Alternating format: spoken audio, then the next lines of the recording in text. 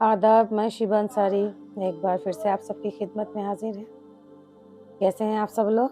उम्मीद करते हैं सब खैरियत से होंगे। आज का मुद्दा ये है सास बहुओं का आपस में प्यार मोहब्बत लड़ाई झगड़ा।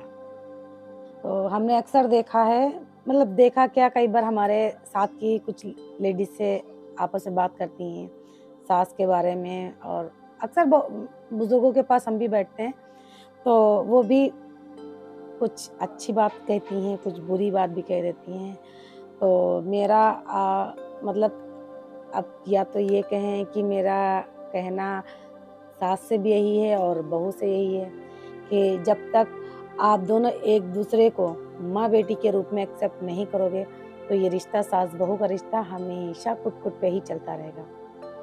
सबसे बड़ी बात तो हम माताजी से कहना चाहेंगे जो बेटी की शादी करके लाते हैं, दूसरे की बेटी अपने घर में लेके आते हैं। तो जब आप दूसरे की बेटी अपने घर में लेके आते हैं, तो आप ये सोच बना के मत लाएँ कि मैं बहू बना के ला रही हूँ, बहू ला रही हूँ। आप ये सोच कर लाएँ कि बेटी को लेके आ रही हूँ, और उस बहू को भी ये सोचना चाहिए कि हम अपने ससुराल नहीं, अपने इस घर से उस घर में जा रहे हैं। हमारी ये माँ नहीं छूट रही है, हमें वहाँ भी तो माँ मिल रही है। तो हमारा यही कहना है लेडीज़ों से कि सास को जब तक आप सास मानेंगी और बहू को जब तक आप बहू मानेंगी, तब तक रिश्तों में लड़ाई झगड़े रहेंगे, नाराज़गियाँ भी रहेंगी। हो सकता है कभी वक़्त ऐसा आए, हम तो ये दुआ करेंगे ऐसा कभी कोई वक़्त ना आए जिससे आपस में तनाव बढ़ जाए और दूरियाँ पैदा हो जाएँ। तो कभी वक़्त आए ऐसा कि मतलब दूरियाँ पैदा हो जाएँ, तो उससे बेहतर है आप आपस में प्यार मोहब्बत बहू सास वाला नहीं, माँ बेटी वाला रिश्ता बनाएँ। क्योंकि आपके घर में बेटी होगी, वो भी दूसरे घर में जाएगी। तो जब हम किसी दूसरी की बेटी अपने घर में लाएँगे, वो कहते हैं ना खुद पे ही अप्लाई होनी चाहिए हर चीज़। अगर हम खुद पे ही अप्लाई करेंगे, तो दूसरा कब तक नहीं समझेगा, एक दिन ज़रूर समझ जाएगा। और कुछ लोग कहते हैं ना हमारी बेटी शादी करी है तो ससुराल में ऐसे रह रही, वैसे रह रही, और मतलब हमारी बहू को तो मतलब सब तंग करते हैं, हम भी किसी की बहू को खुशी से नहीं रहने देंगे। तो ये ऐसा सोच ना रखें। आपकी बेटी को बेटी के ससुराल वाले तंग कर रहे हैं, हो सकता है आपकी बेटी ने सास-बहू वाला रिश्ता बना के रखा हो। अगर वो माँ बेटी का रिश्ता बना के रखतीं, तो शायद मतलब लड़ाई-झगड़ा, कोई विवाद नहीं होता। तो आप ये ना सोचें कि हमारी बेटी के साथ ऐसा हो रहा तो हम दूसरे की बेटी लाएँगे, तो हम उसके साथ भी ऐसा ही करेंगे। तो ऐसा ना करें।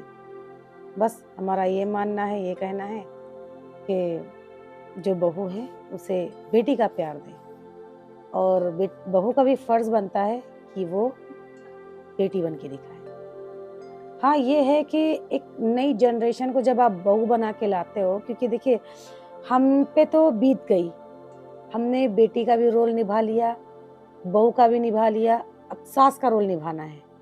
तो हम पे हर चीज़ गुज़र चुकी है। तो जब हम किसी दूसरे की बेटी को लेके आएँगे बहू बना के, तो उसे हमें टाइम देना है।